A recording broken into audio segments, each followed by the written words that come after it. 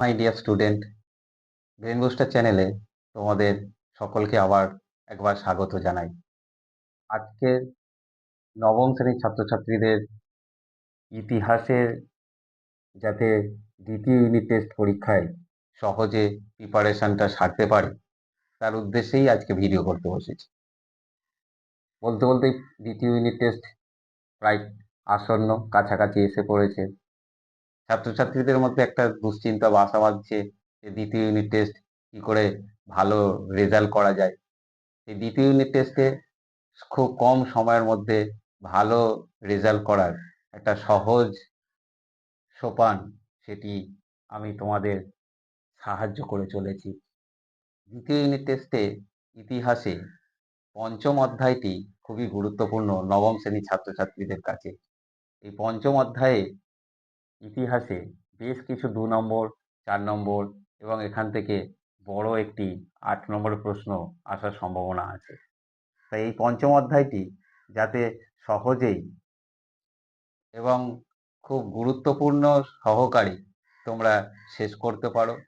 অল্প সময়ের মধ্যে আমি কথা দিচ্ছি, যে প্রশ্নগুলো দিচ্ছি এই প্রশ্নের বাইরে প্রশ্ন হবে না, 100% গ্যারেন্টি। এবং এই প্রশ্নগুলোই করে পরীক্ষার হলে গেলে নিশ্চিত রূপে তোমরা কিন্তু প্রশ্ন যে কোনো স্কুলই হোক না কেন জানা পড়বে।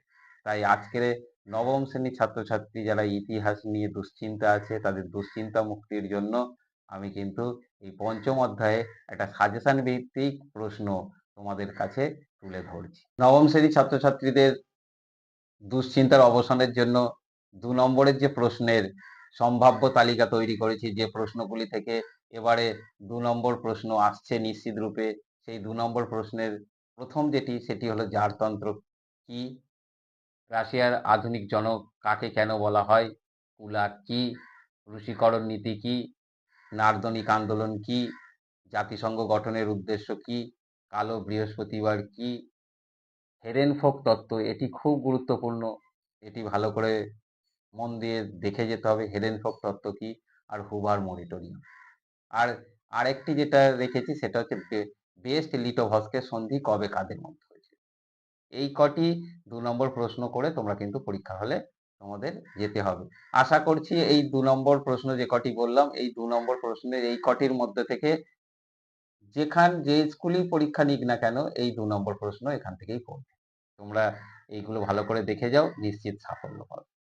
এরপরে আসি যে 4 নম্বর প্রশ্নগুলো নবম শ্রেণীর ছাত্রছাত্রীদের এবারে করে যেতে হবে।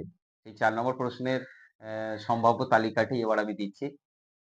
সেই সম্ভাব্য তালিকার মধ্যে প্রথম যেটি আসে সেটি হলো নিপ বা নিউ ইকোনমিক পলিসি, সেটি ভালো করে করে যেতে হবে। মহামন্দার কারণ এটি ভালো করে দেখে যেতে হবে। তার সঙ্গে ভার্সাই সন্ধি দ্বিতীয় বিশ্বযুদ্ধের জন্য কতখানি দায়ী, অথবা ভার্সাই সন্ধির অর্থনৈতিক শর্তাবলী এটি দেখতে হবে। ভাইমার প্রজাতন্ত্র খুব ইম্পর্টেন্ট, জাতিসংঘ গঠন গঠন যেটা সেটা ভালো করে দেখতে হবে, জাতিসংঘের গঠন যেটা সেখানে ভালো করে তোমরা দেখে যেও এটা। আর স্পেনের গৃহযুদ্ধ এবং ভারতের প্রতিক্রিয়া, এই কটি 4 নম্বর প্রশ্ন তোমরা ভালো করে করে যাও। এবং এই 4 নম্বরগুলোর মধ্যে যে কোনো 4 নম্বর প্রশ্ন পরীক্ষার হলে তোমাদের কিন্তু আসছেই। তোমরা নিশ্চিত রূপে এই প্রশ্নগুলো করে পরীক্ষার হলে যেতে পারো। সর্বশেষ বলি, 8 নম্বর প্রশ্নের জন্য এখানে কিন্তু সম্ভাব্য 3টি প্রশ্ন আছে। যে প্রশ্নটি সব থেকে বেশি গুরুত্বপূর্ণ সেটা বলতে হয় প্রথমে, যে রুশ বিপ্লবের কারণ বা বলশেভিক বিপ্লবের কারণ, এটি প্রথম। তারপরে যেটি হলো ইতালিতে মুসোলিনির উত্থান এবং ক্ষমতা লাভ, এটি দ্বিতীয়। 3 নম্বর যেটি আসছে সেটি হলো জার্মানিতে হিটলারের উত্থান এবং ক্ষমতা লাভ। এই 3টি 8 নম্বরের মধ্যে যে কোনো একটি আসবে। আশা করি নিশ্চিত রূপে তোমরা সাফল্য পাবে এবং এই প্রশ্নগুলো করে পরীক্ষার হলে যাও। পরীক্ষায় যে কোনো প্রশ্নই এই চ্যাপ্টার থেকে হোক না কেন তোমরা কিন্তু লিখতে পারবে। তাই তোমাদের সাফল্য কামনা করি এবং এই চ্যানেলের সঙ্গে তোমরা যুক্ত থাকো আরও এই রকম ভিডিও পেতে। তাই চ্যানেলটিকে লাইক, শেয়ার এবং সাবস্ক্রাইব করতে ভুলো না।